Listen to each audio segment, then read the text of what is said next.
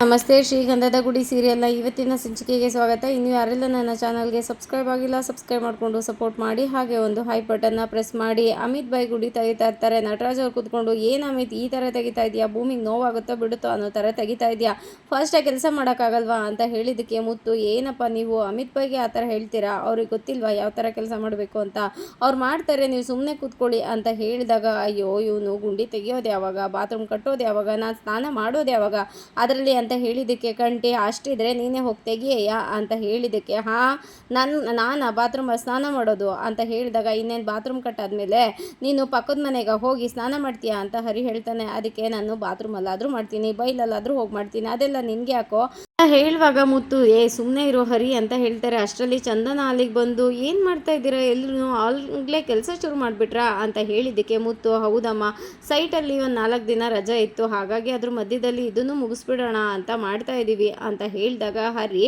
ನೋಡ್ರಿ ಎಲ್ಲವುದು ಕರೆಕ್ಟಾಗಿದೆಯಾ, ನೀವೊಂದ್ಸಲ ಚೆಕ್ ಮಾಡಿ, ಎಲ್ಲ ನನ್ನ ಪ್ಲಾನ್ ಪ್ರಕಾರನೇ ನಡೀತಾ ಇರೋದು ಅಂತ ಹೇಳಿದಾಗ ಅವರು, ಹೌದಾ ನಿನ್ಗೆ ಅಷ್ಟೆಲ್ಲ ಸೀನ್ ಇದೆಯಾ, ಅಷ್ಟೆಲ್ಲ ತಾನೇ ಇದೆಯಾ, ನಿನಗೆ ಪ್ಲಾನ್ ಮಾಡೋ ಅಷ್ಟೆಲ್ಲ ಗೊತ್ತಾ ಅಂತ ಹೇಳ್ತಾರೆ. ಅದಕ್ಕೆ ಹರಿಗೆ ಬೇಜಾರಾಗುತ್ತೆ. ಆಗ ಕಂಟಿ ಹರಿಗೆ, ನೋಡು ನೀನು ಬಾತ್ರೂಮ್ ಕಟ್ಟೋದಕ್ಕೂ ಲಾಯಕ್ಕಿಲ್ಲ ಅಂತ ಹೇಳ್ತಾ ಇದ್ದಾನೆ. ಕಂಟಿ ಹರಿಗೆ ಹೇಳಿದ್ದಕ್ಕೆ ಹರಿಗೆ ತುಂಬಾನೇ ಬೇಜಾರಾಗುತ್ತೆ. ಇವಯ್ಯ ಎಲ್ಲದನ್ನು ಹಾಳು ಮಾಡ್ತಾನಲ್ಲ ಅಂತ ಫೀಲ್ ಮಾಡ್ಕೊತಾ ಇರುವಾಗ್ಲೇನೆ ಮಹಿ, ಇಲ್ಲ ಅದಕ್ಕೆ ಎಲ್ಲ ಹರಿಯಣ್ಣನ ಪ್ಲಾನ್ ಪ್ರಕಾರನೇ ನಡೀತಾ ಇರೋದು, ಹರಿಯಣ್ಣ ಹೇಳ್ದಂಗೆ ಒಳಗಡೆ ವಾಶ್ ಟಬ್ ಬರುತ್ತೆ, ಮತ್ತೆ ಗೀಸರ್ ಬರುತ್ತೆ, ಶವರ್ ಬರುತ್ತೆ, ಎಲ್ಲವುದು ಬರುತ್ತೆ, ಅದಕ್ಕೆ ನೋಡ್ತಾ ಇರಿ ಎಷ್ಟು ಚೆನ್ನಾಗಾಗುತ್ತೆ ಅಂತ ಹೇಳಿ ಅಷ್ಟರೊಳಗಡೆ ಕಣ್ಣು ನಟರಾಜ್ ಅವ್ರ ಕಡೆ ತಿರುಗುತ್ತೆ. ಅವ್ರ ಕೈಯಲ್ಲಿ ಗಾಯ ಆಗಿರುತ್ತೆ. ಏನು ಅಂಕಲ್ ಇದು ಇಷ್ಟು ದೊಡ್ಡ ಗಾಯ ಆಗಿದೆ ಅಂತ ಹೋಗಿ ಕೇಳಿದಕ್ಕೆ, ಏನಿಲ್ಲ ಬಿಡಮ್ಮ ಅಂತ ನಟರಾಜ್ ಅವ್ರು ಹೇಳ್ತಾರೆ. ಅದಕ್ಕೆ ಮುತ್ತು, ಅದೇ ಅಮ್ಮ ಅದೇ ಪಟಾಕಿಯಿಂದ ಆ ಥರ ಗಾಯ ಆಗಿದೆ ಅಂತ ಹೇಳಿದಕ್ಕೆ, ಇಷ್ಟು ದೊಡ್ಡ ಗಾಯ ಆಗಿದೆ, ನೆನ್ನೆ ಕೇಳಿದ್ರೆ ಏನೂ ಆಗಿಲ್ಲ ಅಂತ ಅಂದರು, ಅಟ್ಲೀಸ್ಟ್ ಹಾಸ್ಪಿಟಲ್ಗಾದರೂ ಹೋಗಬೇಕು ತಾನೇ ಅಂತ ಹೇಳಿದ್ದಕ್ಕೆ, ಇಷ್ಟಕ್ಕೆಲ್ಲ ಹಾಸ್ಪಿಟಲ್ಗೆ ಯಾರಾದರೂ ಹೋಗ್ತಾರೇನಮ್ಮ, 2 ದಿನದಲ್ಲಿ ಸರಿ ಹೋಗುತ್ತೆ ಬಿಡು ನೀನು ಅಂತ ಕೈನ ಕಿತ್ಕೊತಾರೆ. ಹೋಗಲಿ ಆಯಿತು, ಹಾಸ್ಪಿಟಲ್ ಬೇಡ ಅಂದರೆ ಅಟ್ಲೀಸ್ಟ್ ಆಯಿಂಟ್ಮೆಂಟ್ ಆದರೂ ಹಾಕಬೇಕು ತಾನೇ, ಇಲ್ಲ ಅಂದರೆ ಅವರಿಗೆ ಜಾಸ್ತಿ ಗಾಯ ಆಗಲ್ವಾ, ಸ್ವಲ್ಪ ಅದನ್ನು ಕೇರ್ ಮಾಡೋಕ್ಕಾಗೋದಿಲ್ವಾ ಅಂತ ಚಂದನ ಹೇಳ್ತಾಳೆ. ಅದಕ್ಕೆ ಇಷ್ಟಕ್ಕೆಲ್ಲ ಯಾಕಮ್ಮ ಆಯಿಂಟ್ಮೆಂಟು, ಬಿಡಮ್ಮ ನೀನು, ಇವಾಗ ಎಲ್ಲರೂ ಸುಸ್ತಾಗಿ ಕೆಲಸ ಮಾಡ್ತಾ ಇದ್ದಾರೆ, ಹೋಗಿ ಎಲ್ರಿಗೂ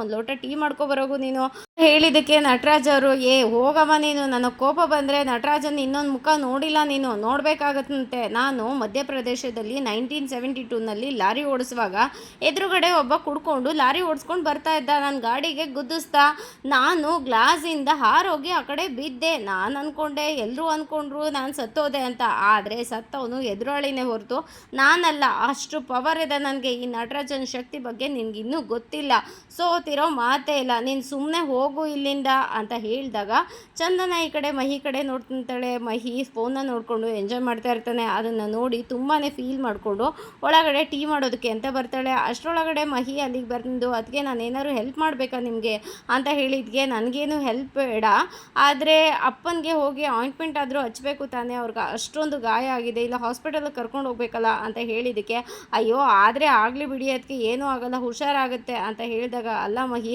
ಅದು ಯಾರಿಂದ ಆಗಿದ್ದು ಏನಕ್ಕಾಗಿದ್ದು ಅಂತ ಗೊತ್ತು ತಾನೇ ನಿನಗೆ ಅಂತ ಹೇಳಿದ್ದಕ್ಕೆ, ಪಟಾಕಿ ಹೊಡೆದು ಇದರಿಂದ ಅವ ಇನ್ಯಾರು ಅಲ್ಲಿಗೆ ಹೋಗಿ ಕುಣಿ ಅಂತ ಹೇಳಿದ್ದು ಅಂತ ಹೇಳಿದ್ದಕ್ಕೆ, ಈಗ ಪಟಾಕಿ ಹಚ್ಚತೀಯ ಅಂತ ಯಾರಿಗೂ ಗೊತ್ತಿರಲಿಲ್ಲ ಅಲ್ವಾ, ಈಗ ನೀನು ನನ್ನ ಖುಷಿಗೋಸ್ಕರ ನೀನು ಪಟಾಕಿ ಎಲ್ಲ ಹಚ್ಚಿದೆ, ಸರ್ಪ್ರೈಸ್ ಕೊಟ್ಟೆ ಅನ್ನೋದು ನನಗೆ ಖುಷಿ ಇದೆ, ಆದರೆ ನಿನ್ನಿಂದ ಆಗಿದ್ದು ತಾನೇ ತಪ್ಪು, ಅದಕ್ಕೆ ಹೋಗಿ ಅವ್ರ ಹತ್ರ ಸಾರಿ ಕೇಳಬೇಕಲ್ವಾ ನೀನು ಅಂತ ಹೇಳಿದ್ದಕ್ಕೆ, ನಾನು ಆವಯ್ಯನ ಹತ್ರ ಸಾರಿ ಕೇಳಬೇಕಾ, ಸಾಧ್ಯನೇ ಇಲ್ಲ, ಆವಯ್ಯ ಯಾರು ಅಂತ ನಾನು ಸಾರಿ ಕೇಳಲಿ ಅಂತ ಮಹಿ ಹೇಳ್ತಾನೆ. ಅದಕ್ಕೆ ಚಂದನ, ಇದು ತಪ್ಪು ಮಹಿ, ಈ ಥರ ಎಲ್ಲ ಮಾತಾಡಬಾರ್ದು, ಅವ್ರನ್ನ ಯಾಕೆ ದ್ವೇಷದಿಂದ ನೋಡ್ತಿಂತೀಯ ಅಂತ ಹೇಳಿದಾಗ, ಅವ್ನು ಯಾರೋ ಗೊತ್ತಿಲ್ಲ, ಅದಕ್ಕೆ ಅವ್ನು ಬೀದಿಲಿ ಹೋಗೋನು ಅಷ್ಟೇ ಅಂತ ಹೇಳಿದಾಗ, ಸರಿ ಆಯಿತು, ನೀನು ಬೀದಿನಲ್ಲಿ ಪಟಾಕಿ ಹಚ್ಚಿರ್ತೀಯ, ಬೀದಿಲಿ ಹೋಗೋರ್ಗೆ ಗಾಯ ಆಗುತ್ತೆ, ಅದರಿಂದ ಅವಾಗ ನೀನು ಅವ್ರ ಹತ್ರ ಹೋಗಿ ಸಾರಿ ಕೇಳಲ್ವಾ ಅಂತ ಹೇಳಿದಾಗ, ಅವ್ರ ಹತ್ರ ಬೇಕಾದರೆ ಹೋಗಿ ಸಾರಿ ಕೇಳ್ತೀನಿ, ಅದಕ್ಕೆ ಇವಾಗಲೇ ಹೇಳಿ ಹೋಗ್ತೀನಿ, ಆದರೆ ಆ ವೈನ್ ಹತ್ರ ಮಾತ್ರ ನಾನು ಸಾರಿ ಕೇಳಲ್ಲ ಅಂತ ಜೋರು ಮಾಡ್ತಾ ಇರ್ತಾನೆ. ಅಷ್ಟರೊಳಗಡೆ ಮುತ್ತು ನೀರು ಕುಡಿಯೋಕ್ಕೆ ಅಂತ ಅಲ್ಲಿಗೆ ಬರ್ತಾರೆ.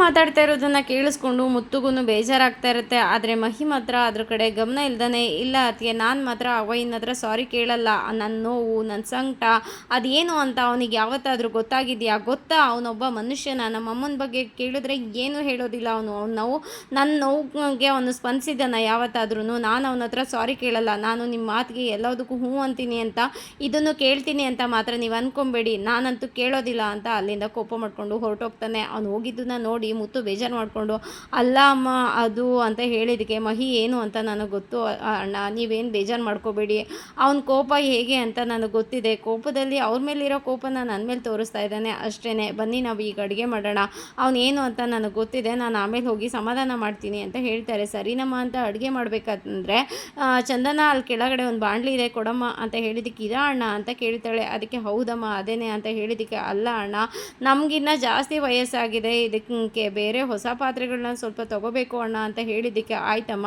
ಮುಂದಿನ ತಿಂಗಳು ತೊಗೊಳ್ಳೋಣ, ಇವಾಗ ಸದ್ಯಕ್ಕೆ ಅದರಲ್ಲೇ ಮಾಡೋಣ ಕೊಡು ಅಂತ ಕೇಳ್ತಾರೆ. ಸರಿ ಅಂತ ಬಾಣಲಿ ಇಟ್ಟು ಒಗ್ಗರಣೆ ಮಾಡೋಷ್ಟರೊಳಗಡೆ ಮಹಿ ಅಲ್ಲಿಗೆ ವಾಪಸ್ ಬರ್ತಾನೆ. ಅಣ್ಣ ಅಣ್ಣ ಮಾತಾಡೋಣ ಅದಕ್ಕೆ ಮಾತಾಡಿ ಅದಕ್ಕೆ ಅಂತ ಅಳ್ತಾ ಇರ್ತಾನೆ. ಆದರೆ ಇವರಿಬ್ರು ಮಾತಾಡ್ಸೋದು ಬೇಡ ಅಂತ ಕಣ್ಣಲ್ಲಿ ಸನ್ನೆ ಮಾಡಿಕೊಂಡು ಅಣ್ಣ ಅದು ಕೊಡಿ ಅಣ್ಣ, ಅದು ಬೇಕಾ ಅಣ್ಣ, ಇದು ಬೇಕಾ ಅಣ್ಣ ಅಂತ ಕೇಳ್ತಾ ಮಾತಾಡ್ತಾ ಇರ್ತಾರೆ. ಮಹಿ ಹತ್ರ ಮಾತಾಡ್ತಾ ಇರಲ್ಲ. ಆಗ ಮಹಿಗೆ ತುಂಬ ಬೇಸರ ಆಗಿ ಅದಕ್ಕೆ ನನ್ನ ಜೊತೆ ಮಾತಾಡಿ ಅದಕ್ಕೆ ಸಾರಿ ಅದಕ್ಕೆ ದಯವಿಟ್ಟು ನನಗೆ ಕ್ಷಮಿಸಿ ಅದಕ್ಕೆ ಅಂತ ಹೇಳಿಬಿಟ್ಟು ಅಳೋಕ್ಕೆ ಶುರು ಮಾಡ್ತಾನೆ. ಆವಾಗ ಮಹಿ ನೀನು ಯಾಕೆ ಈಗ ಅಳ್ತಾ ಇದೀಯಾ ಅಂತ ಹೇಳಿದಕ್ಕೆ ಸಾರಿ ಅದಕ್ಕೆ ನಾನು ಬೇಜಾರಿಂದ ಆ ಥರ ಮಾತಾಡಿದೆ ಅದಕ್ಕೆ ನಿಮ್ಮ ಜೊತೆ ಆ ಥರ ಮಾತಾಡಬಾರ್ದಿತ್ತು ಅಂತ ಮಹಿ ಹೇಳಿದ್ದಕ್ಕೆ ಈಗ ಸಾರಿ ಕೇಳಬೇಕಾಗಿರೋದು ನನ್ನ ಹತ್ರ ಅಲ್ಲ, ನಿನ್ನಿಂದ ಯಾರಿಗೆ ನೋವಾಗಿದೆಯೋ ಅವ್ರ ಹತ್ರ ಹೋಗಿ ಸಾರಿ ಕೇಳಬೇಕು ಅಂತ ಚಂದನ ಹೇಳ್ತಾಳೆ.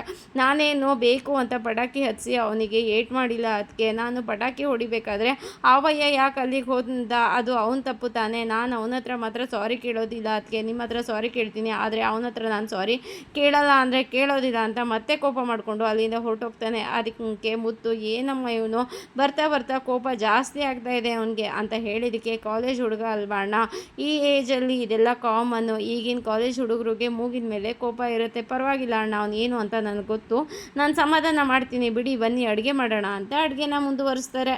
ಮಾಡಿದ್ದಾಯಿತು, ಊಟ ಕೂತ್ಕೊಂಡಿರ್ತಾರೆ. ಹರಿ ಅಣ್ಣ ಏನಣ್ಣ ಸ್ಪೆಷಲ್ ಇವತ್ತು, ದೋಸೆ ಮಾಡಿದ್ಯಾ, ಕೆಂಪು ಚಟ್ನಿ ಘಮ ಘಮ ಅಂತ ಇದೆ ಅಂತ ಹೇಳಿದಾಗ ಮುತ್ತು ಇಲ್ಲ ಕಣೋ ಇವತ್ತು ಉಪ್ಪಿಟ್ಟು ಮಾಡಿದ್ದೀನಿ ಅಂತ ಹೇಳ್ತಾರೆ. ಅದಕ್ಕೆ ಉಪ್ಪಿಟ್ಟ ಏನಣ್ಣ ನೀನು ಬಿಲ್ಡಿಂಗಲ್ಲೂ ಕಾಂಕ್ರೀಟ್ ಕಲಸಿ ಮನೆಗೂ ತೊಗೊಂಡು ಬಂದುಬಿಟ್ಟು ಹೇಗೆ, ಅಯ್ಯೋ ಉಪ್ಪಿಟ್ಟ ಅಂತ ಹೇಳಿದ್ದಕ್ಕೆ ನೀನು ಹೀಗೆ ಹೇಳ್ತೀಯ ಅಂತ ನನಗೆ ಗೊತ್ತಿತ್ತು, ಅದಕ್ಕೇ ನಿನಗೆ ಇಷ್ಟ ಅಂತ ಗೋಡಂಬಿ ಮತ್ತು ಕಡಲೆ ಬೀಜ ಎಲ್ಲ ಜಾಸ್ತಿ ಹಾಕಿ ಚಿತ್ರಾನ್ನ ಮಾಡಿದ್ದೀನಿ ಅಂತ ಹೇಳಿದ್ದಕ್ಕೆ ಓ ಅಣ್ಣ ನೀನು ಕೊಟ್ಟಿದ್ದು ಬಿಲ್ಡಪ್ ನೋಡಿದ್ರೆ ನಾನೆಲ್ಲೋ ನೀನು ಎಗ್ ರೈಸೋ ಫ್ರೈಡ್ ರೈಸೋ ಮಾಡಿದ್ದೀಯಾ ಅಂತ ಅಂದ್ಕೊಂಡೆ ಅಂತ ಹೇಳಿದ್ದಕ್ಕೆ ಫಸ್ಟ್ ತಿನ್ನು ಆಮೇಲೆ ಗೊತ್ತಾಗುತ್ತೆ ನಿನಗೆ ಅಂತ ಹೇಳ್ತಾರೆ. ಸರಿ ಅಂತ ಹಾಕೊಟ್ಮೇಲೆ ಹರಿ ತಿಂದಿದ್ದಕ್ಕೆ ಹೇಗಿದೆಯೋ ಅಂತ ಹೇಳಿದ್ದಕ್ಕೆ ಓಕೆ ಚೆನ್ನಾಗಿದೆ ಅಂತ ಹೇಳ್ತಾರೆ. ಮಹಿ ತಿಂದು ನೋಡಿ ವಾವಣ ಸೂಪರಾಗಿದೆ ಅಂತ ಹೇಳಿದಕ್ಕೆ ಸೂಪರಾಗಿದೆ ಅನ್ನೋ ಹಂಗೇನಿಲ್ಲ, ಓಕೆ ತಿನ್ಬೋದು ಅನ್ನೋ ಹಾಗಿದೆ ಅಂತ ಹೇಳಿದ್ದಕ್ಕೆ ಚಂದನ ಹಾಗಾದರೆ ಓಕೆ ಪರವಾಗಿಲ್ಲ ಅಂತ ಅನ್ನೋರು ನಾಳೆಯಿಂದ ಅಡುಗೆ ಮಾಡಿ ಬಡಿಸಿದ್ರೆ ನಾವು ಅದು ಹೇಗಿದೆ ಅಂತ ಹೇಳ್ತೀವಿ ಅಂತ ಹೇಳಿದ ತಕ್ಷಣ ಹರಿ ಅಯ್ಯಯ್ಯೋ ಆ ಥರ ಎಲ್ಲ ಏನೂ ಇಲ್ಲ, ನಮ್ಮ ಅಣ್ಣನ ಮುಂದೆ ಯಾರ ಕೈ ರುಚಿನೂ ಬೇಕಾಗಿಲ್ಲ, ಅಷ್ಟು ಚೆನ್ನಾಗಿ ಅಡುಗೆ ಮಾಡ್ತಾನೆ, ಅವನ ಕನಸನ್ನು ನಾನಂತೂ ಕಿತ್ಕೊಳ್ಳೋಕೆ ರೆಡಿ ಇಲ್ಲ, ಅವನೇ ಅಡುಗೆ ಮಾಡಲಿ ಅಂತ ಅವನು ಹೇಳ್ತಾನೆ. ಸರಿ ಆಯಿತು ಅಂತ ಊಟ ಮುಂದುವರಿಸ್ತಾರೆ. ಅಷ್ಟರೊಳಗಡೆ ಮುತ್ತುಗೆ ಒಂದು ಫೋನ್ ಬರುತ್ತೆ. ಯಾರು ಅಂತ ನೋಡಿದ್ರೆ ಅದು ಭಾರತಿ ಆಗಿರ್ತಾಳೆ. ಯಾರು ಅಂತ ಹರಿ ಕೇಳಿದ್ದಕ್ಕೆ ಭಾರತಿ ಅಂತ ಹೇಳ್ತಾನೆ. ಅದಕ್ಕೆ ಅವಳು ಯಾಕೆ ಇವಾಗ ಫೋನ್ ಮಾಡ್ತಿದ್ದಾಳೆ, ಇನ್ನು ಎಷ್ಟು ದಿನದಿಂದ ನಡೀತಾ ಇದೆ ಇದೆಲ್ಲ, ಯಾಕೆ ಈ ಥರ ಫೋನ್ ಮಾಡ್ತಾಳೆ ಅವಳು ಅಂತ ಹೇಳಿದಾಗ ಗೊತ್ತಿಲ್ಲ ಕಣೋ ನನಗೆ ಅಂತ ಹೇಳಿದ್ದಕ್ಕೆ ಹರಿ ಕೋಪ ಮಾಡ್ಕೊತಾನೆ. ಅದಕ್ಕೆ ಅವಳಿಗೇನು ಮಾಡೋಕ್ಕೆ ಬೇರೆ ಕೆಲಸ ಇಲ್ವಾ, ಮದುವೆ ಆದಮೇಲೆ ಏನಿದೆಲ್ಲವ ಅಂತ ಹೇಳುವಾಗ ಸರಿ ಆಯಿತು ಅಂತ ಆಫ್ ಆಗುತ್ತೆ ಫೋನು, ಆ ಕಡೆ ಇಡ್ತಾರೆ. ಅಷ್ಟರೊಳಗಡೆ ಚಂದನಾಗೆ ವೀಡಿಯೋ ಕಾಲ್ ಬರುತ್ತಂತೆ ಭಾರತಿ ಕಡೆಯಿಂದ. ಅಣ್ಣ ವೀಡಿಯೋ ಕಾಲ್ ಬರ್ತಾ ಇದೆ ಅಂತ ಹೇಳಿದ್ದಕ್ಕೆ ಅವ್ರ ಮನೆ ಬಗ್ಗೆ ವಿಚಾರಿಸೋದಕ್ಕೇನೋ ಫೋನ್ ಮಾಡಿರ್ಬೇಕೇನೋ, ಅತ್ತೆ ಮಗಳಲ್ವಾ ನಿಮ್ಮನ್ನೆಲ್ಲ ಹೇಗಿದ್ದೀರಾ ಅಂತ ಕೇಳೋದಕ್ಕೆ ಫೋನ್ ಮಾಡಿರ್ತಾಳೆ ಅಂತ ಚಂದನ ಹೇಳಿದಾಗ ಸರಿ ನೀವು ರಿಸೀವ್ ಮಾಡಿ ಮಾತಾಡಿ ನೋಡೋಣ ಅಂತ ಹೇಳ್ತಾರೆ. ಚಂದನ ಫೋನ್ನ ರಿಸೀವ್ ಮಾಡಿದಾಗ ಚಂದನ ಹೇಗಿದೆಯಾ ಚಂದನ, ಎಲ್ಲರೂ ಹೇಗಿದ್ದಾರೆ, ಮುತ್ತು ಮಾವ ಎಲ್ಲಿದ್ದಾನೆ ಅಂತ ಕೇಳಿದ್ದಕ್ಕೆ ಚಂದನ ಅದು ಅವರು ಅಂತ ಹೇಳಬೇಕಾದ್ರೆ ಈ ಕಡೆ ಮುತ್ತು ಅಯ್ಯೋ ಬೇಡಮ್ಮ ನನಗೆ ಕೊಡಬೇಡ ಅಂತ ಹೇಳ್ತಾ ಇರ್ತಾರೆ.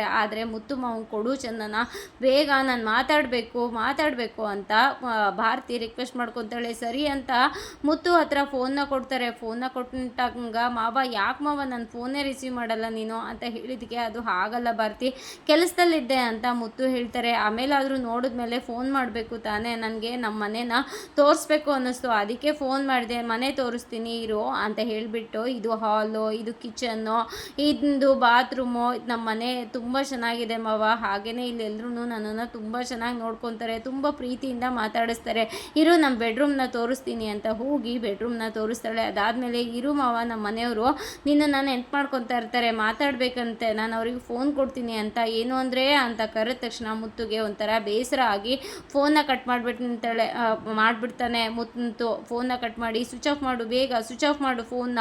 ಅಲ್ಲ, ಅವಳು ಗಂಡನ ಮನೆಯವ್ರಿಗೆ ಗೊತ್ತಾದರೆ ಏನು ಅಂದ್ಕೊಳ್ಳಲ್ಲ ಅವರು, ಇವಳು ಯಾಕೆ ಹಿಂಗೆ ಫೋನ್ ಮಾಡ್ತಾಳೆ ಅಂತ ಬೇಜಾರು ಮಾಡ್ಕೊತಾರೆ. ಅಲ್ಲ, ಇವಳು ಮದುವೆ ಆದಮೇಲೆ ಲೂಸ್ ಆಗಿಬಿಟ್ಟಿದ್ದಾಳೆ ಅಂತ ಅನಿಸುತ್ತೆ, ಗೊತ್ತಾಗಲ್ವ ಇವಳಿಗೆ ಅಂತ ಹೇಳಿದಕ್ಕೆ ಆ ಥರ ಏನೂ ಇಲ್ಲ, ಅತ್ತೆ ಮಗಳಲ್ವಾ, ಎಲ್ಲರೂ ಹೇಗಿದ್ದಾರೆ ಅಂತ ವಿಚಾರಿಸೋದಕ್ಕೆ, ಮನೆ ತೋರಿಸೋದಕ್ಕೆ ನಾನು ಖುಷಿಯಾಗಿದ್ದೀನಿ ಇಲ್ಲಿ ಅಂತ ಮಾವನಿಗೆ ಹೇಳಕ್ಕೆ ಫೋನ್ ಮಾಡಿರ್ಬೋದು ಅಂತ ಚಂದನ ಹೇಳ್ತಾಳೆ. ಅದಕ್ಕೆ ಮುತ್ತು, ಇಲ್ಲಮ್ಮ ಅದು ತಪ್ಪು, ಪದೇ ಪದೇ ಅವಳು ಫೋನ್ ಮಾಡಿ ಮಾತಾಡ್ತಾ ಇದ್ರೆ ಅದೇನು ಚೆನ್ನಾಗಿರುತ್ತೆ ಹೇಳು, ಅವ್ರ ಮನೆಯವ್ರು ಏನಂತ ಅಂದ್ಕೊಳ್ಳಲ್ಲ ಅಂತ ಹೇಳಿದಕ್ಕೆ ಹರಿ, ಬೆಡ್ರೂಮ್ ಎಲ್ಲ ತೋರಿಸೋ ಅವಶ್ಯಕತೆ ಏನಿದೆ, ಅವಳಿಗೇನು ಗೊತ್ತಾಗೋದಿಲ್ವಾ ಅಂತ ಹೇಳಿದಕ್ಕೆ ಮುತ್ತು, ನಾನು ಮಾತಾಡ್ತೀನಿ ಬಿಡೋ ಅಂತ ಹೇಳಿದಾಗ, ಮೊದಲು ಆ ನಂಬರ್ನ ಬ್ಲಾಕ್ ಮಾಡೋಣ ಅಂತ ಹೇಳಿದಕ್ಕೆ, ಬ್ಲಾಕ್ ಎಲ್ಲ ಏನು ಬೇಡ, ನಾನು ಮತ್ತೆ ಅವಳು ಫೋನ್ ಮಾಡಿದ್ರೆ ಮತ್ತೆ ಮಾಡಬೇಡ ಅಂತ ಹೇಳ್ತೀನಿ, ನೀನು ಬಿಡು.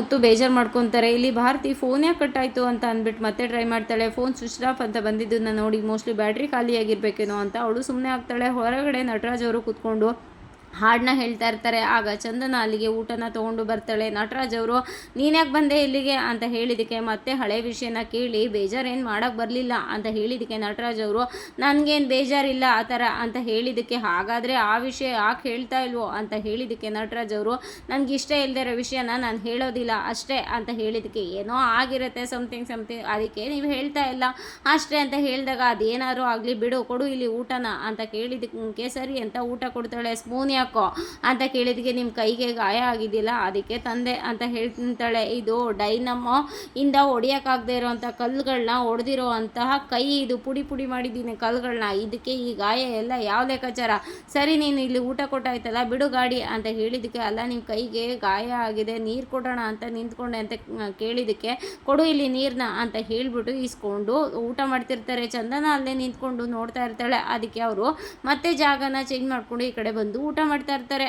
ನಟರಾಜ್ ಅವ್ರು ಊಟ ಮಾಡ್ತಾ ಇರೋದ ನೋಡ್ತಾ ನಿಂತಿರ್ತಾಳೆ. ಅಲ್ಲಿಗೆ ಹರಿ ಬಂದು, ಇರಿ ಏನ್ರಿ ಮಾಡ್ತಾ ಇದ್ದೀರಾ, ಅವ್ನು ಯಾಕ್ರಿ ಅಲ್ಲಿ ಹೋಗಿ ಊಟ ಮಾಡ್ತಾ ಇದ್ದಾನೆ ಅಂತ ಹೇಳಿದಕ್ಕೆ, ಅದೇನೋ ಗೊತ್ತಿಲ್ಲಪ್ಪ ಅಲ್ಲಿ ಹೋಗಿ ಊಟ ಮಾಡ್ತಾ ಇದ್ದಾರೆ ಅಂತ ಅವ್ರನ್ನೇ ಕೇಳಿ ಹೋಗಿ ಅಂತ ಹೇಳಿದ್ದಕ್ಕೆ, ಅಯ್ಯೋ ನಾನು ಯಾಕೆ ಅವನ್ನ ಹೋಗಿ ಕೇಳಲಿ, ಅದು ಊಟಕ್ಕೋಸ್ಕರನೇ ಬದುಕಿರೋ ಅಂತ ಬಾಡಿ, ಅವ್ನು ಎಲ್ಲಿ ಕೂತ್ಕೊಂಡ್ರೆ ತಿಂದರೆ ನಮ್ಗೆ ಏನಾಗಬೇಕು ಬಿಡಿ ಅವ್ನ ಕತೆನ, ನಿಮ್ದು ಹೇಳಿ ಹೇಗಿತ್ತು ಆಫೀಸು ಅಂತ ಹೇಳಿದ್ದಕ್ಕೆ, ಹಾಂ ಆಫೀಸೆಲ್ಲ ತುಂಬಾ ಚೆನ್ನಾಗಿತ್ತು, ಕಾಲೇಜ್ ಡೇಸಲ್ಲಿ ಎಲ್ಲ ಈಸಿ ಅನ್ನಿಸ್ತಾ ಇತ್ತು, ಆದರೆ ಇವಾಗ ಗೊತ್ತಾಗ್ತಾ ಇದೆ ನಾನು ಇನ್ನೂ ತುಂಬ ಕಲಿಬೇಕು ಅಂತ ಹೇಳಿದಕ್ಕೆ, ಓ ಹೌದಾ, ನೀವು ಗೋಲ್ಡ್ ಮೆಡಲಿಸ್ಟ್ರಿ ಬಿಡ್ರಿ ಅದೆಲ್ಲ ಕಲಿತೀರಾ ಅಂತ ಹೇಳಿದಕ್ಕೆ, ಹೌದು ಕಾಲೇಜಲ್ಲಿ ಗೋಲ್ಡ್ ಮೆಡಲಿಸ್ಟ್ ತೊಗೊಂಡಿದ್ದೀನಿ, ಹಾಗೆಯೇ ಈಗಲೂ ತೊಗೋಬೇಕು ಅಂತ ಆಸೆ, ನೋಡೋಣ ಅದೇನಾಗುತ್ತೆ ಅಂತ ಹೇಳ್ತಾನೆ. ಅದಾದಮೇಲೆ ಹಾಗೇ ಆಗುತ್ತೆ ಬಿಡ್ರಿ ಅಂತ ಹೇಳಿದಕ್ಕೆ, ಅದು ಇವತ್ತು ಏನಾಯಿತು ಗೊತ್ತಾ, ನಾನು ಇವತ್ತು ನೋಡೋಣ ಅಂತ ಒಂದು ಪ್ರಾಜೆಕ್ಟ್ನ ಪ್ಲ್ಯಾನ್ ಮಾಡಿ ಕೊಟ್ಟೆ, ಆದರೆ ಅದಕ್ಕೆ ಹೀಗೆಲ್ಲ ಆಯಿತು ಅಂತ ಮ್ಯಾನೇಜರ್ ಬೈದಿದ್ದನ್ನ ಹೇಳ್ತಾಳೆ. ಅದಕ್ಕೆ ಅವ್ನು ಯಾರ್ರಿ ನಿಮಗೆ ಬೈಯೋನು ಅಂತ ಹೇಳಿದಕ್ಕೆ, ಅಯ್ಯೋ ಬಿಡ್ರಿ ಅದು ಮ್ಯಾನೇಜರು ಬೈತಾರೆ, ಅದನ್ನು ಸರಿ ಮಾಡಿಸ್ಕೋಬೇಕು, ಬೈಯೋದಲ್ಲ ಅವರಿಗೆ ತಿರುಗಿಸಿ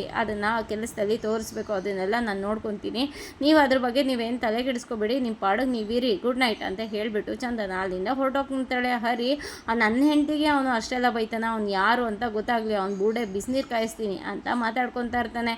ಇದಾಗಿತ್ತು ಇವತ್ತಿನ ಸಂಚಿಕೆ. ಈ ಸಂಚಿಕೆ ಇಷ್ಟ ಆಗಿದ್ರೆ ಒಂದು ಲೈಕ್ ಕೊಟ್ಟು ಶೇರ್ ಮಾಡಿ, ಕಮೆಂಟ್ ಬಾಕ್ಸಲ್ಲಿ ಕಮೆಂಟ್ ಮಾಡಿ ತಿಳಿಸಿ ಹೇಗಾಗಿತ್ತು ಇವತ್ತಿನ ಸಂಚಿಕೆ.